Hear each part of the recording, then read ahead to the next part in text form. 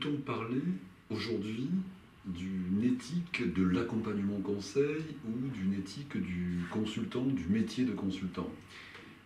Bien entendu, c'est une dimension qui à la fois constituée d'une compétence que l'on peut qualifier de compétence éthique, d'une posture particulière contextualisée en fonction des domaines d'intervention et des champs d'intervention.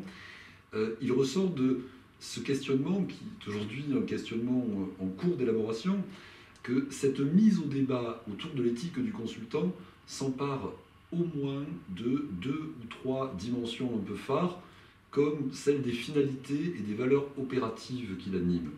La finalité du consultant, c'est la finalité de l'intervention sociale dans son ensemble, c'est-à-dire l'amélioration permanente des conditions d'existence des personnes en difficulté, en situation de fragilité, en situation de vulnérabilité sociale, etc. etc.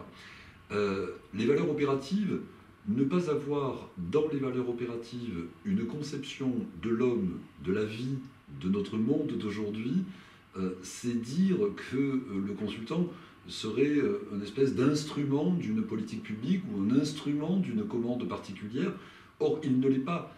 Il a cette capacité non seulement à élaborer un positionnement empreint de toutes ses finalités et de toutes ses valeurs, mais aussi une vision dans ce que les organisations d'aujourd'hui et de demain doivent produire comme qualité à destination de ceux qu'elles sont censées servir.